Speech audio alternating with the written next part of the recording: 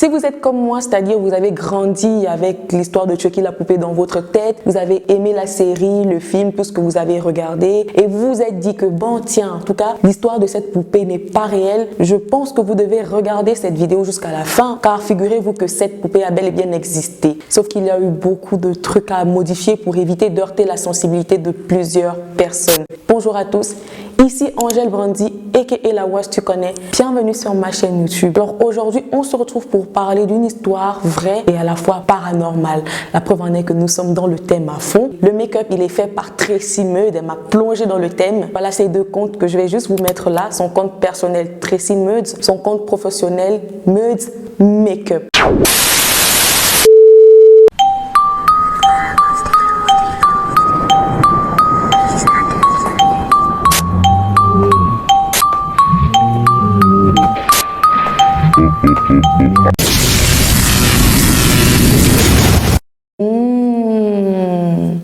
Robert alias Chucky la poupée. Je sais que parmi vous, il y a beaucoup qui ne savaient pas que la vraie poupée s'appelait à la base Robert et que Chucky n'est qu'une imitation de la vraie vie de Robert. Bref, les amis, fermez toutes les portes et toutes les fenêtres de vos maisons. Prenez des rafraîchissements, des trucs à grignoter, des chips, comme vous voulez. Installez-vous confortablement car ce que je m'apprête à vous raconter à propos de Chucky la poupée risque de bouleverser votre enfance.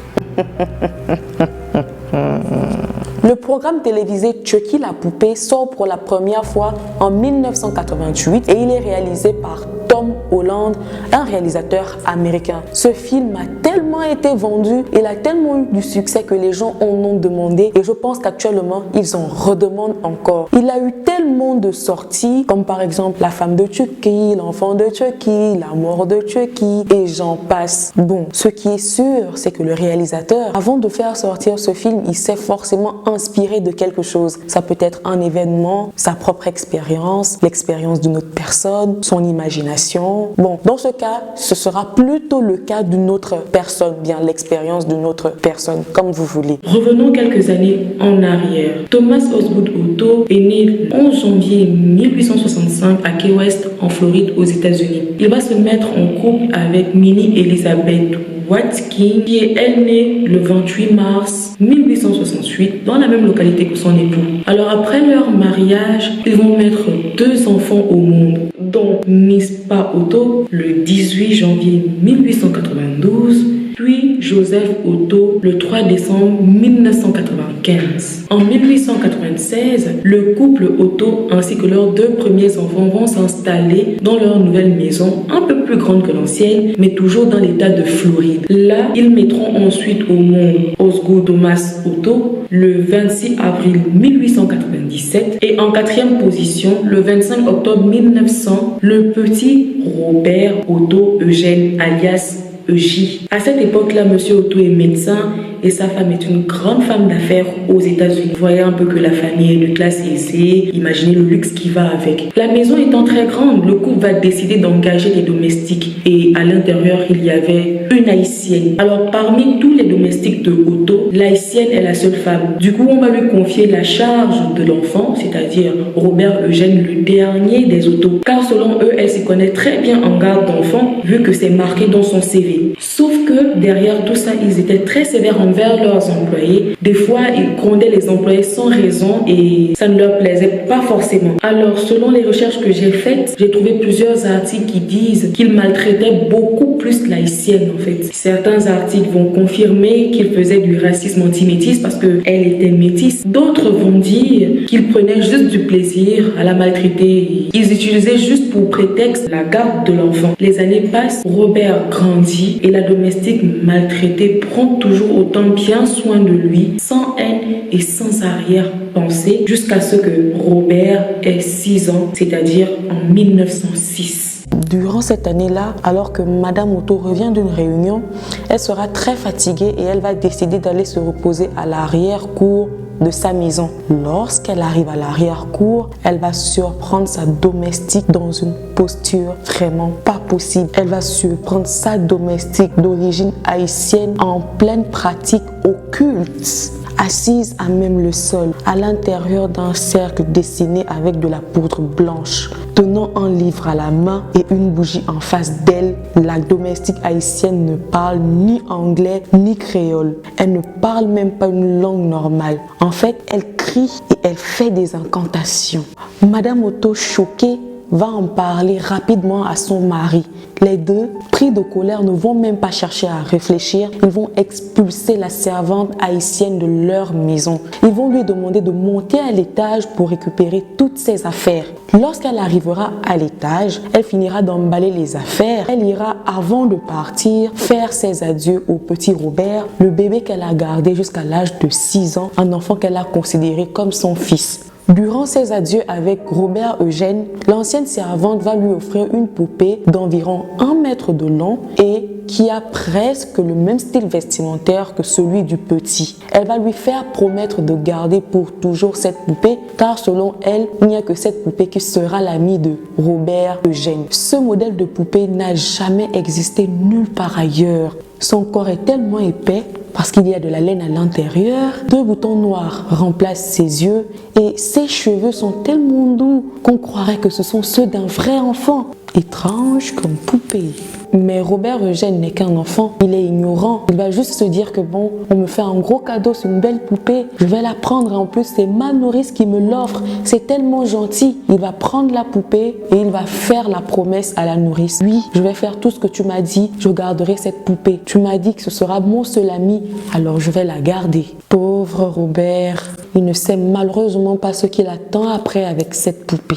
De son côté, Madame Otto, c'est-à-dire la maman de Robert Eugène, va refuser que son dernier fils puisse garder la poupée. Mais Robert va utiliser toutes les voies et tous les moyens pour convaincre sa maman afin qu'il puisse garder la poupée. Il va donc commencer par pleurer sans arrêt jusqu'à ce que sa mère change d'avis. Donc il va réussir à la convaincre pour qu'il puisse garder son nouveau toutou. C'est bien normal pour un enfant. Donc la servante s'en va et on n'entend plus jamais parler d'elle. Mais derrière elle, le petit Robert Eugène reste progressivement à s'attacher à la poupée. Il va l'emmener partout où il va, de jour comme de nuit. Lorsque sa maman lui demande de venir dîner, il va prendre 2 places pour lui et sa poupée. Le geste va se répéter tout le temps et ses parents vont se fâcher. Qu'est-ce qu'il va faire? Il va décider de fabriquer une petite chaise rien que pour sa poupée. Il va la faire asseoir chaque soir au dîner, même pendant le déjeuner. C'était comme ça tout le temps. Il va même jusqu'à partager son lit avec la poupée. C'est vraiment son seul ami, quoi. Dans tout ça, les parents ne voient rien de méchant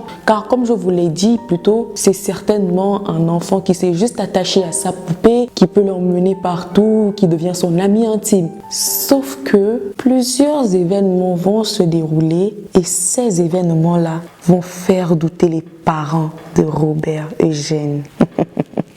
Un soir, alors que la maman de Robert vient d'apprêter la table, elle va appeler son fils pour qu'il se joigne à la famille afin de dîner. Mais malheureusement, après plusieurs appels, Robert ne va pas répondre. Elle va donc décider de se rendre à l'étage pour savoir ce qui se passe. Lorsqu'elle arrive dans la chambre, elle trouve Robert assis sur son lit, le dos contre la porte. Elle va lui demander « Robert, pourquoi lorsque je t'appelle, tu ne réponds pas? Tu veux me dire que tu n'as pas entendu comment je t'ai appelé? Je t'appelle pour que tu puisses venir manger. » Robert va alors se retourner et il va dire à sa maman « Maman, je ne m'appelle plus Robert. Appelle-moi désormais Eugène ou encore Eugie comme tu as souvent l'habitude de le faire. Parce que Robert n'est plus mon prénom. Robert est maintenant le prénom de ma poupée. Si tu m'appelles Robert, je ne répondrai plus jamais car ce n'est plus mon prénom. C'est maintenant celui de ma poupée et c'est donc lui qui te répondra. » Après plusieurs minutes à l'étage avec son fils, Madame Otto va finalement réussir à le faire descendre afin qu'il puisse venir manger. Il aura toujours bien sûr sa poupée sur lui. Cette soirée va s'écouler, mais d'autres choses pires vont se passer. Un jour, alors que Madame Otto décide de faire la lessive générale, elle va monter à l'étage pour récupérer les affaires de ses enfants afin de les mettre dans la machine. Mais lorsqu'elle atteint le bout des escaliers qui mènent vers la chambre de Eugène, elle va entendre une voix grave, autre que celle de la voix de son fils. C'est-à-dire, mon fils est en train de parler, mais elle va constater qu'après sa prise de parole, une autre voix semble répondre. Elle va se dire, bon, c'est bien normal parce que ce sont des enfants. Les enfants aiment bien monologuer, bien parler tout seul, mimer des voix quand ils jouent au bonhomme et ainsi de suite. Elle va remarquer que Eugène pose des questions sur son enfance et que la voix grave lui répond. Ça va tellement sembler bizarre à Madame Otto qu'elle sera obligée de pénétrer la chambre. Lorsqu'elle arrive, elle va trouver Robert assis sur son lit et la poupée sur sa petite chaise en face de l'enfant. Elle va lui demander, Robert, avec qui tu parles? Lorsqu'elle va vouloir comprendre de quoi il s'agit, elle va fixer la poupée dans les yeux. Un malaise va la prendre. Elle ira se coincer au coin du mur et elle perdra connaissance. Juste après cet incident, le comportement de Eugène va commencer à changer. Il deviendra tellement agité, tellement colérique. Il arrivera même souvent que lorsque sa mère lui dise « Qu'est-ce qui se passe ?» Il répond à sa mère « Maman, ça ne te regarde pas. » Ou bien, lorsque sa maman va faire irruption dans sa chambre, il va dire à sa mère « Maman, pourquoi tu ne frappes pas avant d'entrer? Tu ne vois pas que tu es en train d'interrompre ma conversation avec Robert? Nous discutons de choses très importantes. Qu'est-ce que tu fais ici? Tu n'as rien à faire ici. Sors de ma chambre tout de suite. » Or, à la base, Eugène n'a jamais parlé ainsi à sa mère. Est-ce que vous vous rendez compte?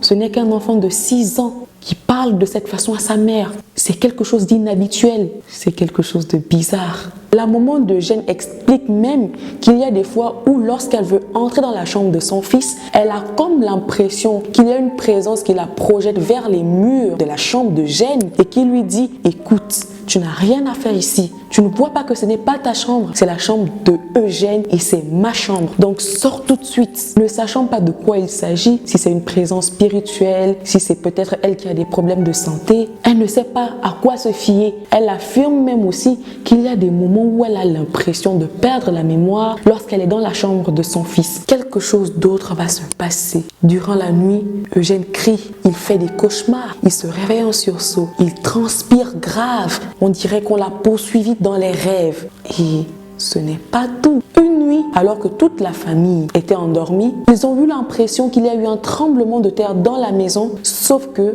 ce n'est que la chambre de Eugène qui a été endommagée. Lorsqu'ils arrivent dans la chambre du dernier, ils se rendent compte que tous les meubles sont déplacés, le plafond s'est dégradé, les murs se sont dépeints tout seuls. Et lorsqu'on demande à Robert, qui a fait ça? Qui est l'auteur de tout ça? Tu as vu qui? Pourquoi il n'y a que ta chambre qui a bougé? Robert va fixer la poupée, il ne parlera pas. Il sera en sueur et la poupée sera juste là assise sur la petite chaise que Robert a construite pour lui. Lorsque ses parents vont insister, Robert, parle! Robert va dire ceci, maman, papa, ce n'est pas moi, c'est Robert qui l'a fait. C'est Robert qui fait tout ça. Je vous jure que c'est Robert qui l'a fait. Ses parents vont lui demander, Robert, mais c'est toi, Robert? Non, ce n'est pas moi, Robert, dira-t-il. C'est la poupée qui s'appelle Robert. Moi, c'est Eugène.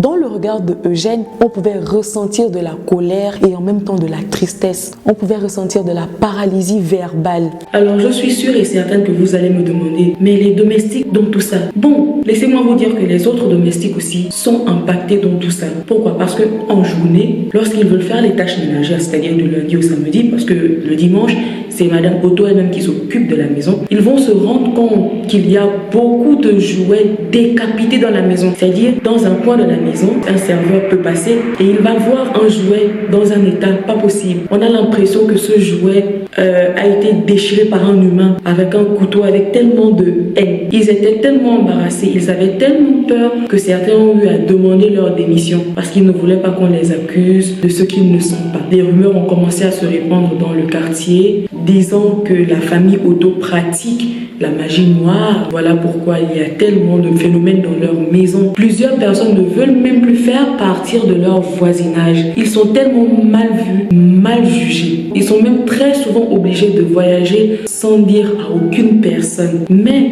lorsqu'ils voyagent, les voisins s'en rendent compte. Et certains parmi ces voisins-là vont témoigner qu'en l'absence de la famille, ils voient une poupée traverser les fenêtres, que ce soit en journée ou durant la nuit. La poupée crie, elle rit, elle danse en l'absence des propriétaires de la maison. Lorsque la famille revient du voyage, les voisins vont informer aux propriétaires de la maison qu'il y a des phénomènes bizarres qui s'y déroulent en leur absence. Ils auront des doutes parce qu'il arrive souvent que lorsque eux-mêmes ils rentrent, Ils vont trouver que Robert n'est plus à la place sur laquelle ils l'ont laissé avant de partir. Et même quand ils reçoivent des étrangers, certains parmi eux vont essayer de faire la remarque au couple tout en leur disant « Mais il y a une poupée au coin de la maison. On a l'impression qu'elle nous fait des clins d'œil. On a l'impression qu'elle tourne légèrement la tête. On a l'impression qu'elle froisse le visage selon ses humeurs. » Après tous ces phénomènes étranges, le couple va décider de confisquer la poupée Robert à leur fils Eugène. Il sera forcément triste, mais il n'aura pas le choix. Il va devoir accepter la décision de ses parents. Ils vont donc prendre cette poupée, vont la mettre dans un gros carton et vont la dissimuler dans le grenier. Ils vont dire à Robert, tu n'auras plus jamais le droit de toucher à cette poupée, car c'est peut-être elle la cause de tout ce que nous sommes en train de vivre. Les années passent, Robert Eugène Otto devient un homme. Il va avoir son baccalauréat et ira suivre ses études d'art à Paris. Durant ses études, il va faire la rencontre de Anne, une très belle femme qu'il va épouser. Eugène estime que s'il est appelé à avoir une femme et à avoir des enfants avec celle-ci, il va devoir chercher une maison très grande, très spacieuse pour que tout le monde puisse y suffire. Il va donc décider d'emmener sa femme dans son ancienne résidence en Floride. Lorsque le couple Otto, c'est-à-dire Robert Eugène Otto et sa femme Anne, décident de s'installer dans la maison, Eugène a pour idée d'emménager son ancienne chambre comme étant un grand atelier d'art. Il va donc vouloir rénover les choses et il aura besoin d'outils. Il va descendre dans le grenier. Lorsqu'il va ouvrir le grenier, il va se rendre compte que la poupée est là, comme si la poupée l'attendait depuis. Une poupée qu'il avait déjà oubliée depuis des années. Il va soulever la poupée et tout d'un coup, il va ressentir cette envie d'être toujours avec cette poupée. Il va rester là avec elle pendant des heures. Et Anne, à l'étage, aura des doutes. Elle va donc descendre chercher son époux dans le grenier. Lorsqu'elle arrive, elle va se rendre compte que Eugène et la poupée sont ensemble. Elle va donc poser une question à son époux. Que fais-tu là avec cette poupée? Je ne l'aime pas. Vous devez retenir en fait que Anne, la femme de Eugène, n'a jamais aimé cette poupée. Dès le premier contact visuel, elle a eu des frissons qui ont traversé tout le long de son corps. Elle a ressenti comme une présence malsaine. Elle va insister, elle va demander à son mari de laisser la poupée. Et Eugène va lui dire ceci: non, je ne vais pas la laisser. Tu es venu. Ça ne fait même pas encore 2 jours que tu es ici. Tu as trouvé cette poupée. C'est mon ami d'enfance. C'est le seul ami que j'ai eu. Donc, s'il me demande de le gâter, je vais le gâter. Je vais prendre soin de lui. La preuve en est que tout à l'heure, il m'a dit qu'il veut être dans un endroit plus à l'aise, plus sécurisé. Même dans le grenier, je vais le faire. Eugène va donc construire une petite chambre pour la poupée Robert et va la laisser dans le grenier. Il va se rattacher encore plus à cette poupée et au fur et à mesure, sa relation avec Anne va se détériorer. Il sera plus attaché à la poupée par rapport à son épouse. Elle va beau se plaindre, mais il ne va pas changer d'avis.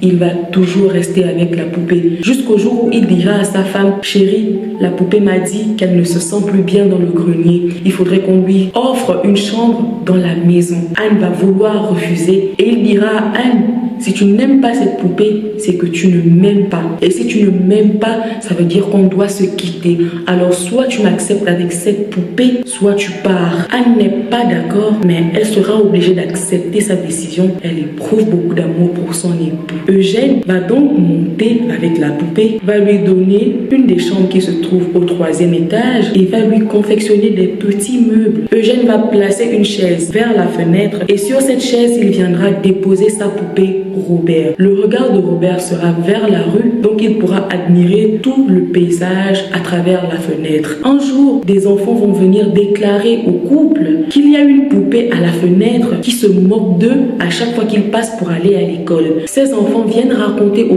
couple ce qu'ils vivent lorsqu'ils passent à chaque fois devant chez eux, mais malheureusement, Eugène ne veut pas les écouter. Même lorsque sa femme veut dire aux enfants: venez m'expliquer, Robert gifle sa femme, l'étrangle, ou bien il commence à casser des objets dans la maison. Mais le compte dans tout ça, c'est que il dit qu'il n'est pas conscient de ça lorsqu'il le fait. Du coup, il s'excuse devant sa femme, mais le lendemain, il répète la même chose. Anne a très peur. Tout cela devient embarrassant. Elle va donc commencer à douter de l'état psychologique de son époux. Lorsque son épouse Anne en a la possibilité, elle va essayer de demander à son mari: mais chérie, qu'est-ce qui se passe? Pourquoi est-ce que tu deviens autant agité? Pourquoi est-ce que tu as tant changé? Pourquoi est-ce que tu casses les objets dans la maison? Il va ramener son excuse de l'enfance: ce n'est pas moi, c'est Robert qui l'a fait. Regarde-le, il sait que c'est lui qui l'a fait, mais il ne veut pas le dire. Je suis sous l'emprise prise de Robert. C'est Robert qui m'y oblige.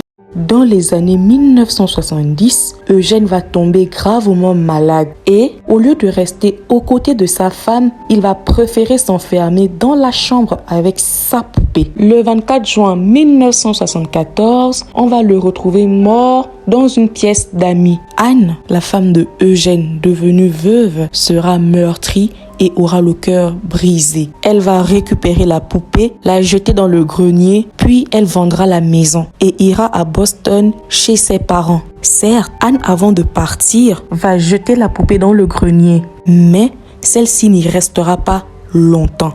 La maison sera vendue à la famille Myrtle. Et parmi les membres de cette famille, il y a la dernière Myrtle qui va se rendre dans le grenier et verra la poupée. Elle, ainsi que les autres membres de sa famille, vivront beaucoup de phénomènes étranges. Sauf que là, c'est une autre histoire et j'en parlerai certainement dans une prochaine vidéo. Tout ce que je peux vous dire actuellement est que c'est sur l'île de Key West que se trouve Robert la poupée derrière une double muraille, celle du Fort Est Martello datant de la guerre de sécession et une grande cage de verre protégeant tant bien que mal les visiteurs des maléfices de la poupée. Si vous le voulez bien, vous pouvez aller à Key West admirer la poupée, mais attention, certaines personnes qui y ont déjà été racontent qu'à chaque fois qu'elles veulent prendre la poupée en photo, leurs appareils s'éteignent. Mais lorsqu'elles sortent du musée, les appareils se rallument comme si de rien n'était. En fait, vous devez demander sa permission à Robert afin de pouvoir le filmer. Et cette permission doit être rédigée sur un petit bout de papier, puis collée sur l'un des murs de la pièce dans laquelle il se trouve. Si vous ne le faites pas, une malédiction s'abattra sur vous. Bref, les amis, c'est la fin de cette vidéo. Si vous l'avez regardée jusqu'à la fin, mettez-moi en commentaire le mot poupée et surtout, n'oubliez pas de lâcher votre gros pouce en l'air. Abonnez-vous si ce n'est pas encore fait afin de soutenir mon travail et pour que notre communauté puisse s'agrandir. Sur ce, je vous retrouve prochainement pour une autre vidéo. Bisous!